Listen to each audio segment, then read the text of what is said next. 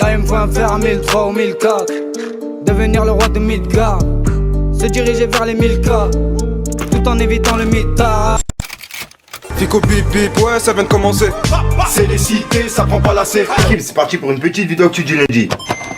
À l'équipe, comme d'hab, pour cette vidéo sur Gros 73 sur aujourd'hui. Et finissez par mettre un petit commentaire, on commence actu tout de suite.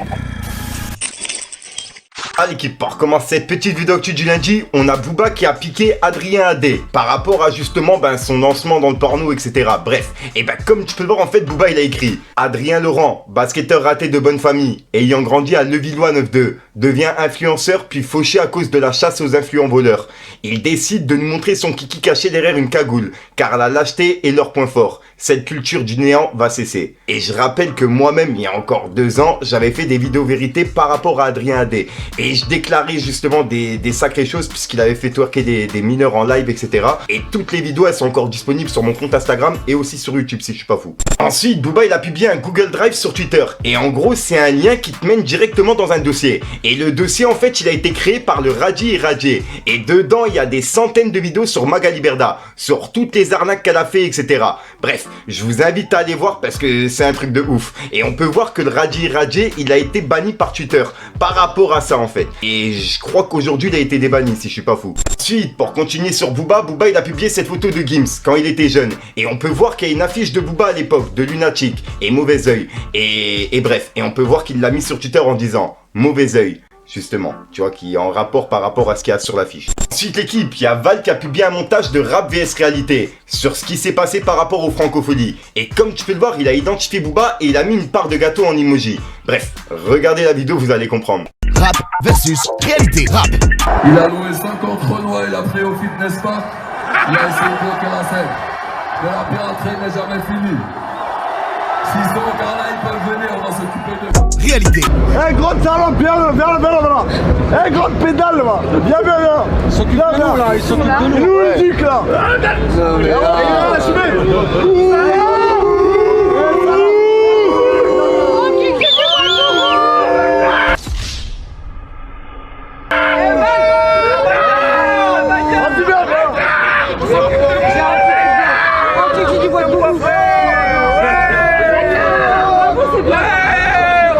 Non, mais Ensuite l'équipe, pour reprendre la story de Booba, il a publié cette plainte contre le journaliste Yerim Sarr. Bref, je vais vous lire le communiqué et vous allez tout comprendre. En gros c'est écrit: communiqué de presse de monsieur Yann Lebras, conseil de monsieur Eliafa Booba, Paris le 13 juillet 2022. Plainte avec constitution de partie civile du 18 février 2021.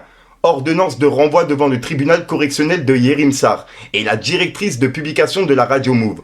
Communiqué de presse. L'artiste Booba avait déposé plainte avec constitution de partie civile le 18 février 2021 pour toute une série de propos tenus par monsieur Yerim Sarr sur l'antenne de la radio Move le 6 février 2021 et repris sur le site internet de la radio. Au cours de l'instruction, Yerim Sarr a bien confirmé être l'auteur des propos incriminés, susceptibles de caractériser l'infraction de diffamation publique. Par ordonnance d'une juge d'instruction du tribunal judiciaire de Paris rendue le 12 juillet 2022, Yerim Sarr et la directrice de publication sont renvoyés devant le tribunal correctionnel, chambre de la presse, pour répondre de ces infractions. Et Booba il l'a mis sur Twitter en disant aïe aïe ouille, et il a identifié justement Yerim Sarr et monsieur Lebras. Ensuite, pour continuer encore une fois sur Booba, Booba il a piqué Caris. En gros il a publié cette photo et il a écrit: vous serez bientôt tous sur l'annulation de l'octogone et sur la fragilité de cet individu. Et c'était la photo de Caris à l'hôpital et c'était Booba qui lui disait bon rétablissement mon brave. Donc voilà, tu vois. Ensuite, Booba il a également piqué Magali Berda. En gros, il a publié son communiqué qu'il avait publié il y a quelques jours.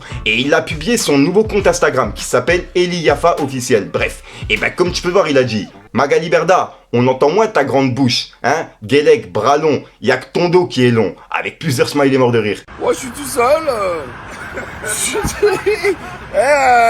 Tu veux 5000 euros? C'est qui ton chanteur préféré?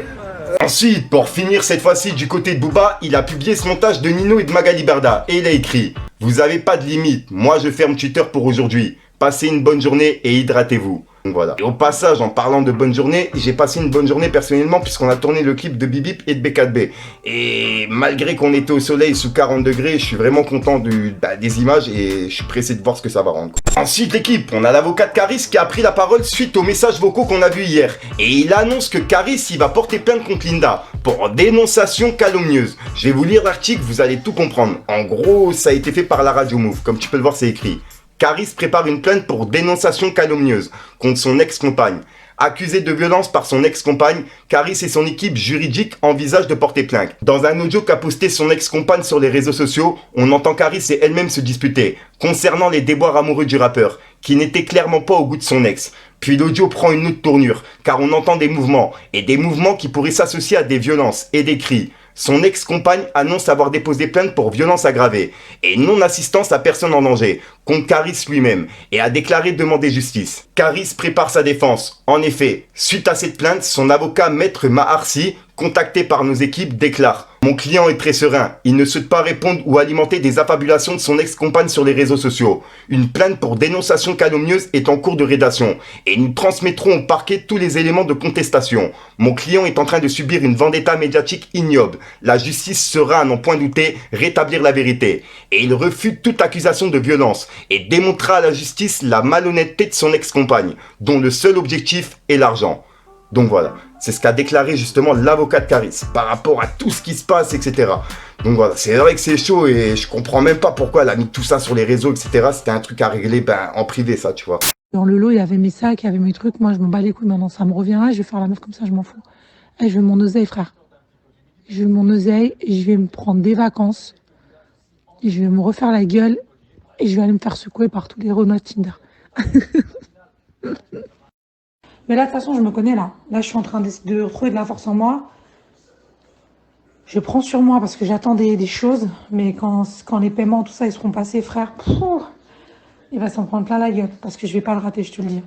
Ensuite, pour finir également du côté de Val, il a publié un long message sur Twitter en expliquant ce qui s'est passé pendant les francopholies. En gros, on peut lire: pour les gourmands de drama, les gars, n'allez pas croire que je me permets de racailler quand je suis bien entouré. C'est pas du tout ce qui s'est passé. Depuis février, machin me dit, tu vas voir le 15 au Franco, tu vas prendre une gifle au OGM. Ouais, faudra avoir la même énergie sur le terrain. Moi, pas bagarreur, on me menace, je me protège. C'est pas comme s'il marchait tout seul de base. Et il a une plus grosse équipe que moi. En plus, il fait carte blanche. Il ramène toute la terre. Je suis censé faire quoi? Me cacher dans le tourbus? Espérer qu'on ne croise surtout pas? Bref, je me suis juste protégé. Moi, je l'ai jamais menacé et j'ai pas cherché à lui faire un guet-apens. Je l'ai croisé 2 fois. Il m'a pas moufté et j'ai pas demandé à ce qu'on l'encule. Et rien ne s'est passé parce que je répète, je ne fais que de me protéger contre ce titilleur taquin. Je cherche pas à racailler. Maintenant, je suis avec tout le monde. La vérité, c'est qu'on mangeait des huîtres dans les loges à côté de l'entrée des scènes. On s'en foutait de sa vie, mais il a eu trop peur qu'on lui saute dessus. Vu que dans l'après-midi, il traitait mes copains d'esclaves et de négros de location. Ne vous imaginez pas qu'on a bloqué son show, genre on a pris ses technos en otage, débranché ses écrans ou même fait barrage. Lol, c'est lui qui voulait plus approcher le festival si on quittait pas les loges. Il insulte les gens quand il est bien sûr de pas les croiser. Il ouvre son cul sur scène quand il y a 50 CRS derrière lui. Quel vide gangster. Tu menaces le V en disant c'est léger. Finalement, c'est toi tu te caches toute la journée à l'hôtel et qui appelle les CRS pour monter sur scène. T'es choqué le vioc. Et comme tu dis, on n'est pas en guerre. Peace mec, et essaye de lever le pied sur l'harcèlement. Même toi, ça va te faire du bien. PS, tout le monde est resté avec moi du début à la fin. Personne n'a touché à la maman d'un supporter pirate. Comportement.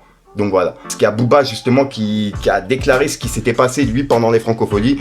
Et il a expliqué qu'il n'y avait pas de guerre avec Val, tu vois. Mais qu'il y a une meuf justement qui a pris une baffe de l'équipe de Val, t'as capté. Pendant justement le délire qu'il y a eu, que je vous ai parlé, tu vois, le blocage, etc. Bref. Donc voilà. Après je vais vous éviter justement de vous lire tout l'article, tu vois. Mais le délire de l'article c'est ça. Il a expliqué qu'il n'y avait pas de clash avec Val, qu'il lui en voulait pas du tout, tu vois. Et le délire juste que là il y aura juste des répercussions, c'est par rapport à la baffe que la soi-disant mère elle a reçu. Il a expliqué qu'il y aura des répercussions et des représailles par rapport à ça. Donc voilà, dites-moi dans les commentaires ce que vous en pensez.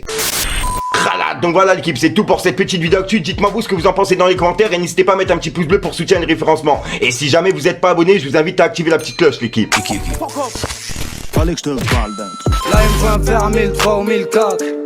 Devenir le roi de Midgard. Se diriger vers les 1000K. Tout en évitant le mitard. Ouais, ce qu'on vend là c'est pas du 1000K. Connexion en lieu comme Wiltor. Le shit est caché dans la smart. La coque est cachée dans la Ford. Donc voilà, qui se fasse entrer ça aujourd'hui. Comme d'hab, j'ai pas de casser les couilles trop de temps. N'hésite pas à mettre un petit pouce bleu, plus tard, il refera son petit temps dans les commentaires. Et comme d'hab, si t'as pas de mettre le commentaire, tu mets un croque dans c'est juste pour référencement. Bref, j'arrête de te casser les couilles, je suis déjà sorti pour le micro sur une nouvelle vidéo et une nouvelle exclue. Peace les gars. Elle m'a laissé solo dans un bail bizarre. Elle était bleue, moi je me suis mis dans le thème. Bébé si t'as dans ma rue, des fois il se passe des drames. J'vois déjà les blèmes arriver par centaines. J'ai fini tout seul au fond du bâtiment à détailler la quête. Ça m'a fait du mal comme un châtiment quand j'ai taillé ma belle.